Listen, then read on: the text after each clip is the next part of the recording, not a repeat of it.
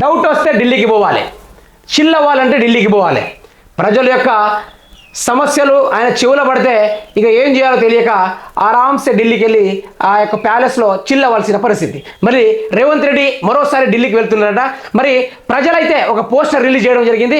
ఆ పోస్టర్ని పూర్తి స్థాయిలో విశ్లేషించిన తర్వాత మనం మంచిగా మాట్లాడుకునే ప్రయత్నం అయితే చేద్దాము. రేవంత్ రెడ్డి చలో ఢిల్లీ, హామీలు గాలి కొదిలి గాలి మోటార్లతో ట్రిప్పులు, సీఎం వెంట ఎస్కార్ట్గా డిప్యూటీ సీఎం మంత్రులు, కప్పం కట్టి పదవులు కాపాడుకునే అధినేత కలవకుండా అడుగేయలేని బానిసత్వం, తెలంగాణ తెచ్చుకున్నది ఇందుకేనా గుంపు మేస్త్రి, తెలంగాణ తెచ్చుకున్నది ఇందుకేనా గుంపు మేస్త్రి, గందుకే తెచ్చుకున్నారు తెలంగాణని. తెలంగాణ తెచ్చింది ఇక రేవంత్ రెడ్డిని కుర్చీ ఎక్కించినప్పటికీ ప్రజలకు న్యాయం చేయాలి కదండి. న్యాయం చేయకుండా మరి రేవంత్ రెడ్డికి తాప గుర్తొచ్చినప్పుడల్లా అనుకుంటూ ఢిల్లీకి పరిగెడతా ఉంటే మరి ప్రజల సమస్యలు ఎవరు పట్టించుకుంటారండి? ఇక్కడ ఉద్యోగాలు తొందరగా ఇవ్వమని నేనైతే ప్రశ్నించడం లేదు, ఇంకోటి రుణమాఫీ కూడా తొందరగా ఇవ్వమని అయితే ప్రశ్నించడం లేదు. మరి తాపకు ఒకసారి ఢిల్లీకి పోయి ఏం చేస్తున్నారు రేవంత్ రెడ్డి గారు, అదొక్కటి మాకు చెప్పాలి. మరి ఎంపీ సీట్లు ఎలక్షన్లు గెలిస్తేనే నేను సంక్షేమ పథకాలు ఇవ్వగలుగుతాను, లేకుంటే ఇవ్వలేను అనే దాని గురించి మాట్లాడడానికి పోతున్నారా? లేకుంటే సెంట్రల్ దగ్గర నుంచి మనకు సెంట్రల్ నుంచి ఏమైనా ఫండ్ వచ్చేది ఉందా? అక్కడ ఫండ్ ఏం వచ్చేది లేదు కదా.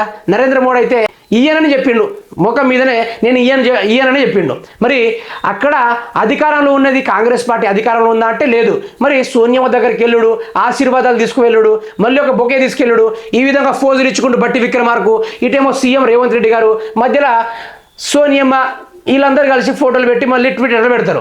మరి పెట్టినప్పటికీ ప్రజలు ఇక్కడ అందరూ చచ్చిపోతూ ఉంటే జై అనుకుంటే జట్లు వేసుకొని పోవడానికి ఎన్నిసార్లు పోయాడు చెప్పాలి? ఇప్పుడు ఢిల్లీకి 15 సార్లు.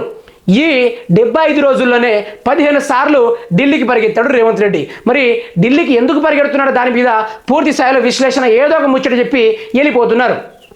మరి తెలంగాణ ప్రజలు ఆశించి ఓటేసినప్పటికీ వారి సమస్యలను తీర్చకుండా ఏమనంటే ఢిల్లీకి పోవడం ఏదైనా వాస్తవం, ఏదైనా కరెక్ట్ ఉందా? రేవంత్ రెడ్డి గారు మీరే చెప్పండి. ప్రజలారా ఒకటి అర్థం చేసుకోండి, మనకు సెంట్రల్ నుంచి ఫండ్ రాదు. పోయినసారి కూడా ఎట్టి పరిస్థితిలో నరేంద్ర మోడీ కేసీఆర్కి ఇవ్వలేదు, ఈసారి కూడా ఇవ్వడని చెప్పేసిండు. మరి పదే ఢిల్లీకి వెళ్ళాల్సిన అవసరమే ఉంది రేవంత్ రెడ్డి గారికి. మరి 15 సార్లు విమానాలు వేసుకొని, జట్లు వేసుకొని, హెలికాప్టర్లు వేసుకొని పోతా ఉంటే ఒకటా రెండా కొన్ని వేల కోట్ల రూపాయలు ఖర్చు పెడుతున్నారు. ఆ సొమ్మును ప్రజల మీద ఖర్చు పెడితే ఏమైంది రేవంత్ రెడ్డి గారు? ఒక్కొక్క రూపాయి అయినా సరే ప్రజల పైన ఖర్చు పెడితే ఎంత బాగుండేది. కేసీఆర్ హయాంలో భూమి రాని వాళ్ళు, ఇల్లు రాని వాళ్ళు, పింఛన్ అందని వాళ్ళు, నిధులు నియామకాలు అందని వాళ్ళు పూర్తి స్థాయిలో ఉన్నారు. మరి కేసీఆర్ అంతా అవినీతికి పాల్పడినప్పటికీ ఈ రోజు వచ్చి మీరెందుకు వారిని ఆదుకోవడలేదు రేవంత్ రెడ్డి గారు? ఇక కొందరు అంటారు వచ్చి కొన్ని రోజులు అవుతుంది కదా. కొన్ని రోజులు అప్పుడు కాదండి. ఇక్కడ రేవంత్ రెడ్డి గారు ఇప్పటి నుంచే పనులు 1 బై స్టార్ట్ చేసుకుంటా పోతే చిరస్థాయిలో 5 సంవత్సరాలు పూర్తి స్థాయిలో కంప్లీట్ చేస్తే ఆయనే మళ్ళీ వచ్చే సీఎంగా నిలబడతాడు, అంతేనే కదా. మరి గుర్తొచ్చినప్పుడల్లా ఢిల్లీ కురుగుడు, ఇది వాస్తవం రేవంత్ రెడ్డి?